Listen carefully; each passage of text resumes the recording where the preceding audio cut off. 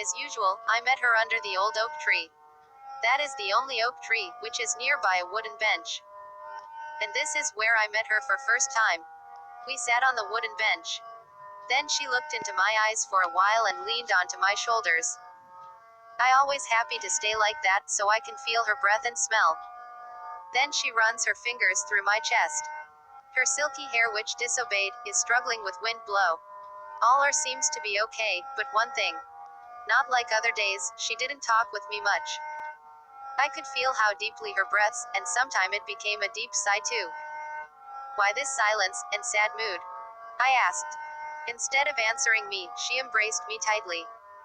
Then I moved my face to her eyes. I could see there are some sparkling teardrops in her eyes, which is trying ooze out soon. Then I kept my lips on her forehead. Suddenly she raised her head due to a noise which was made by a goose in the pond. Then she holds my hands and gave a deep look into my eyes and turned her eyes towards to the mountain range while biting softly her lower lip. Then she stood up and moved a bit forward, and still looking at Tatra mountain range. I was looking her back. How beautiful is she? I thought to myself. She is wearing a short frock like the very first day that I saw her. My mind ran away to 7 months back. I'm an Estonian who came to Zakopane, Poland for work.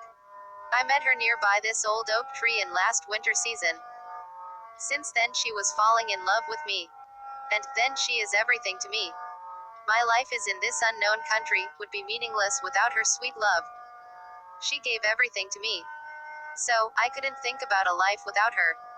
I could hear she is crying softly, and I could see it while looking at her trembling body. Suddenly she turned back and ran to me. Then I stood up. She straightly came to me and hugged me like a baby. She was crying hardly. Why this? I asked softly, holding her shoulders and while moving her a little away from me. Now I can see her lovely face closely. Her eyes are reddish, her pinky lips are trembling and yellowish. Tears are oozing upon her pinky cheeks. Then her awake, her shaking voice, I'm sorry, Edie. I'm really sorry. For what, Juliana? I didn't want to lose you ever, that's why I cheated on you. You cheated? About what? What are you talking about, Yuli? I'm sorry, Edie. I'm a married woman. And I didn't speak anything. I just stay still. She surprised about my silence. And looked into my face. Edie, why you stay still? Why don't you flap on my cheek, please do it. I deserve it.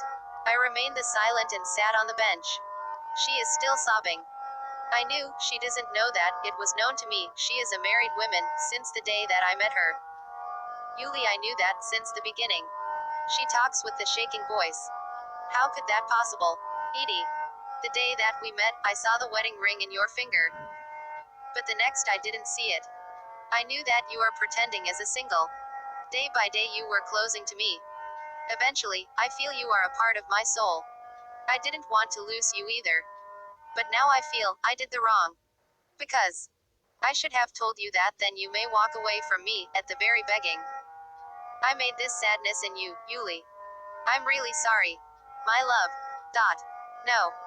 No, don't say that, you never did wrong, this is the happiest time in my life. Though I married to Kyle, he never loved me. Sometime he didn't come home for months. He lives his own life, I am not in his world. So you are the person who made my life. I knew that I got special place in your heart. I thought, if I tell you about my marriage, you may go away from me. I never wanted to lose you, even now.